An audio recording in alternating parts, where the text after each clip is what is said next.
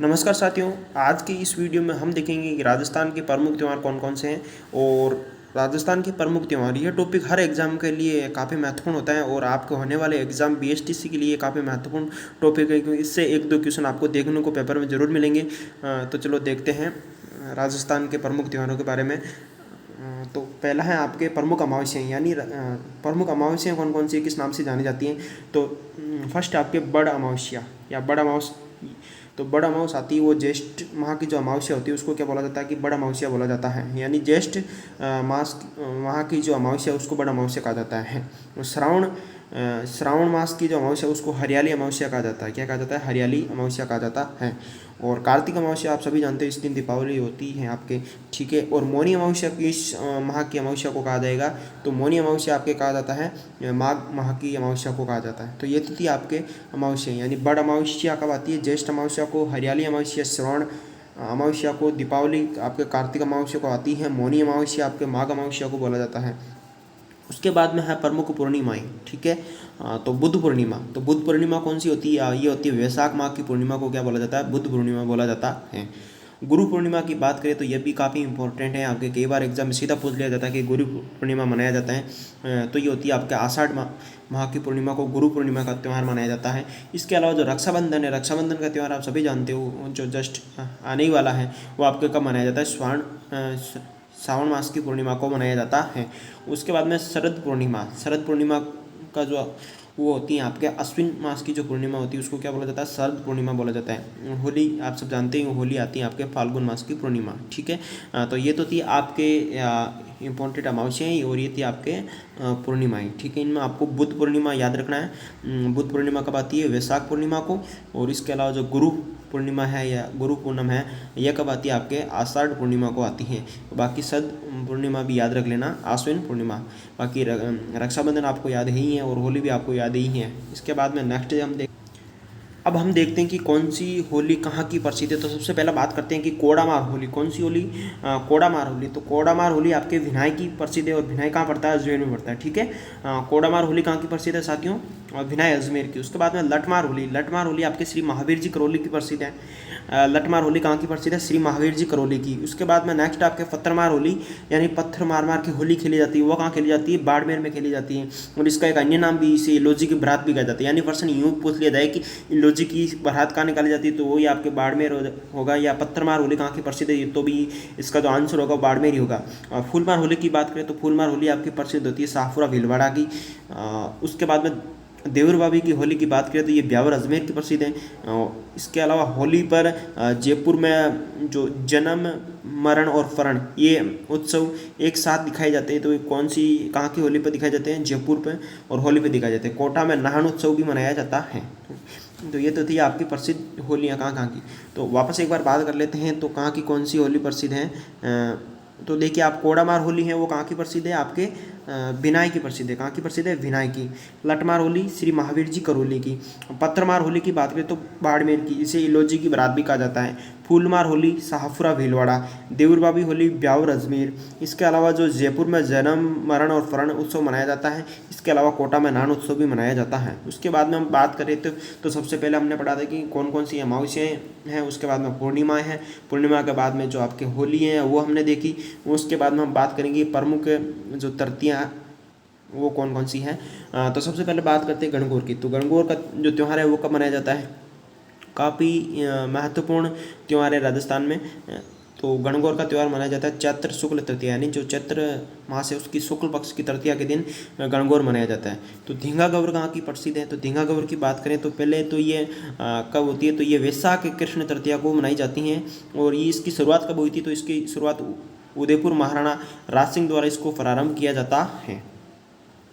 उसके बाद में आपके गुलाबी गणगौर, ठीक है। कौन सी गणगौर साथियों? गुलाबी गणगौर। तो गुलाबी गणगौर आती है आपके चैत्र शुक्ल पंचमी को। कब आती है? इंपॉर्टेंट क्वेश्चन है, काफ़ी कई बार एग्जाम में रिपीट हो चुका है, कई बार यूँ का यूँ ही छप चुका है ये कि गुलाबी गणगौर कब मनाई जाती है। तो ये मनाई जाती है आपके चैत्र शुक्ल पंचमी को। डेट आपको याद रखनी, इसकी जो तिथि है वो आपको याद रखनी है, चैत्र शुक्ल पंचमी को। और ये कई बार यूँ ही पूछा जा चुका है कि गुलाबी गणगौर कहाँ की प्रसिद्ध है। तो कहाँ की प्रसिद्ध है साथियों? नाथ द्वारा की प्रसिद्ध है। उसके बाद में नेक्स्ट आखा तीज या अक्षय तृतीया कब मनाई जाती है, तो ये वैशाख शुक्ल तृतीया के दिन होती है आखा तीज या अक्षय तृतीया। और तीज का त्यौहार कब मनाया जाता है, आप सबको पता ही होगा, श्रावण मास की शुक्ल तृतीया को ये मनाया जाता है। उसके बाद में सातुड़ी या कजली तीज है, वो आपके भाद्रपद मास की जो कृष्ण तृतीया उसको ये सातुड़ी तीज या कजली तीज के नाम से मनाया जाता है। एक बार वापस देख लेते हैं हम सबको। गुलाबी गणगौर की बात करें तो कहाँ की प्रसिद्ध है, नाथ द्वारा की। कहाँ की प्रसिद्ध है साथियों, नाथ द्वारा की। और कब मनाई जाती है, चैत्र शुक्ल पंचमी को। आका तीज या अक्षय तृतीया कब आती है, वैशाख शुक्ल तृतीया को। तीज कब आती है, श्रावण शुक्ल तृतीया को। और सातुड़ या कजली तीज कब आती है, भाद्रपद कृष्ण तृतीया को। उसके बाद में हम देखेंगे कि प्रमुख एकादशी कौन कौन सी होती हैं। जिस प्रकार हमने अमावस और पूर्णिमा की बात की थी, उसी प्रकार एकादशियों की बात करते हैं। तो सबसे पहले आपके निर्जला एकादशी, यानी इस दिन जो व्रत किया जाता है उसमें जो आपके पानी नहीं पिया जाता, बिना प्यास से रहा जाता है, इसे निर्जला एकादशी कहा जाता है। और ये आती है ज्येष्ठ शुक्ल एकादशी, यानी ज्येष्ठ मास, जहाँ सर्वाधिक गर्मी वाले दिन होते हैं, उस समय आपके महिलाएं जो बिना पानी पिए हुए उपवास रखती हैं। ठीक है, तो ये आपके ज्येष्ठ मास की शुक्ल एकादशी। ठीक है, उसके बाद में देवशयनी एकादशी की बात करती आती है आषाढ़ शुक्ल एकादशी को आती है। कब आती है, आषाढ़ शुक्ल एकादशी। जलजूलनी एकादशी की बात करें तो जलजूलनी एकादशी आती है भाद्रपद शुक्ल एकादशी को आती है। और देवउठनी एकादशी ये आती है आपके कार्तिक शुक्ल एकादशी को आती है। षठतिला एकादशी की बात करती आती है माघ कृष्ण एकादशी को आती है। तो ये तो थी आपके सारी एकादशियाँ, यानी इसको आप राजस्थानी भाषा में 11 बोला जाता है। तो निजला 11 कब आती है आपके ज्येष्ठ शुक्ल 11 को। और देवशयनी 11 कब आती हैं, आषाढ़ शुक्ल एकादशी को। जलजूलनी एकादशी या 11 कब आती है आपके भाद्रपद शुक्ल एकादशी को। और देवउठनी एकादशी कब आती है आपके कार्तिक शुक्ल एकादशी को। और षठतिला एकादशी कब आती है, माघ कृष्ण एकादशी को आती है। तो ये तो थी आपके इम्पोर्टेंट एकादशियाँ।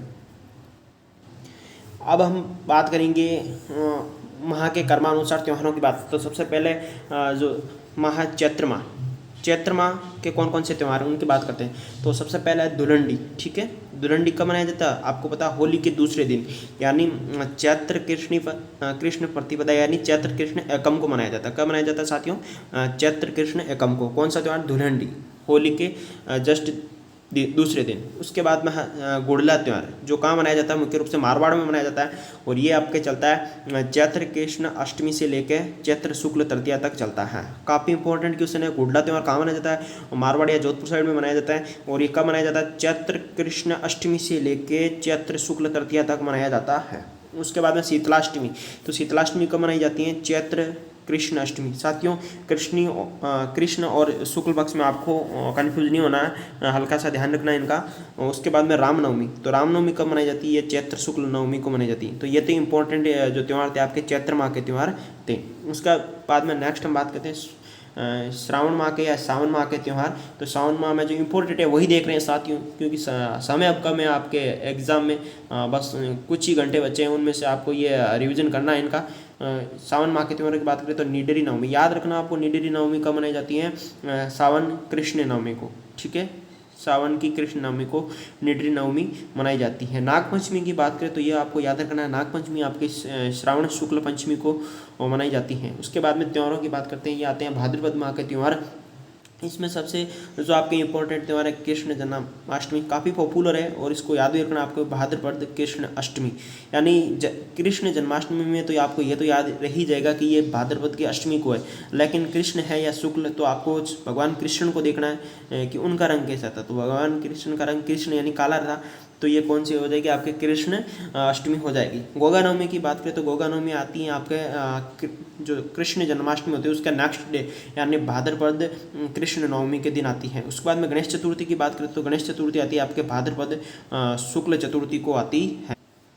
उसके बाद में गणेश चतुर्थी के बाद में है आपके राधाष्टमी। राधाष्टमी कब मनाई जाती है, तो ये मनाई जाती है आपके भाद्रपद शुक्ल अष्टमी को मनाई जाती है। तेजा दशमी की बात करें तो भाद्रपद शुक्ल दशमी को आपके तेजा दशमी मनाई जाती है। और इस दिन जो आपके मेले लगते हैं खूब सारे तेजा जी के। उसके बाद में अश्विन माह के त्यौहार, अश्विन को आशोज भी कहा जाता है। तो दुर्गाष्टमी की बात करें तो अश्विन शुक्ल अष्टमी को आपके दुर्गाष्टमी मनाई जाती है। और दशहरा काफ़ी फेमस है राजस्थान में, जो आपके होता है अश्विन शुक्ल दशमी के दिन दशहरा होता है। उसके बाद में कार्तिक माह के त्योहारों की बात करें तो आंवला नवमी आपके मनाई जाती हैं कार्तिक शुक्ल नवमी को। कब मनाई जाती है? कार्तिक शुक्ल नवमी को मनाई जाती है। करवा चौथ की बात करते हैं तो कार्तिक माह की जो कृष्ण चतुर्थी होनी है, जो वो आपके करवा चौथ कहलाती है। माघ माह के त्योहारों की बात करें तो तेलछोत आता है इसमें, तो वो आती है आपके माघ कृष्ण चतुर्थी को। और बसंत पंचमी की बात करें तो ये आती है माघ शुक्ल पंचमी को। और इस दिन देवी सरस्वती की आराधना की जाती है और इस दिन पीले वस्त्र पहनना शुभ माना जाता है। तो ये तो थे आपके माघ माह के त्यौहार। नेक्स्ट है फाल्गुन माह के त्योहारों की बात करें तो महाशिवरात्रि ये आती है आपके फाल्गुन कृष्ण त्रयोदशी की। साथियों, हमने वैसे तो आपके राजस्थान में हर तीसरे दिन त्यौहार आता है, लेकिन सभी त्योहारों को हमने नहीं देखा है इस वीडियो में। हमने वही त्यौहार देखे जो ज़्यादा इंपॉर्टेंट हैं और जिनकी क्वेश्चन लगभग एग्जाम में आते रहते हैं। उसके बाद में अन्य त्योहारों की बात करें, यानी अन्य जैसे धर्म मुस्लिम धर्म है उनके, या जैन, इस प्रकार से उनके धर्मों के जो त्यौहार उनकी बात करें तो मुहर्रम जो मुस्लिम धर्म का त्यौहार है, इसकी बात करें तो ये मुहर्रम माह की 10वीं तारीख को आता है। कब आता है? मुहर्रम माह की 10वीं तारीख को आपका मुहर्रम मनाया जाता है।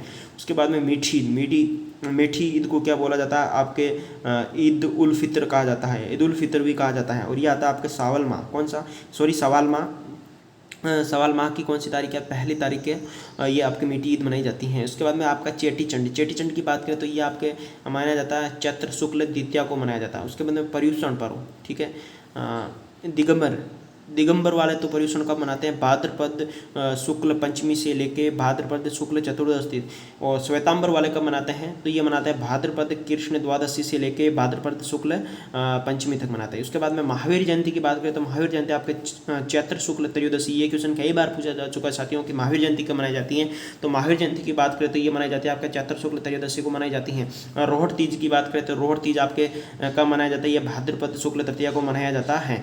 ठीक है। लोहड़ी के त्यौहार की बात करें तो ये आपके जो आपका अंग्रेजी कैलेंडर उसके अनुसार 13 जनवरी को मनाया जाता है। और क्रिसमस डे की बात करें तो आपके सबसे बड़ा दिन जो 25 दिसंबर बोला जाता है इसको, और वो क्रिसमस डे 25 दिसंबर को मनाया जाता है। तो आज की इस वीडियो में हमने सिर्फ वही त्यौहार देखे हैं जो काफ़ी इंपॉर्टेंट है, यानी प्रत्येक त्यौहार को हमने इसमें कवर नहीं किया है। लेकिन ये वीडियो आपके लिए काफ़ी हेल्प रहेगा आपके एग्जाम से मात्र कुछ घंटे पहले। यदि आप इसको अपने माइंड में रिकैप करते हो तो इसमें से आपको एग्जाम में 3-4 क्वेश्चन देखने को मिलेंगे।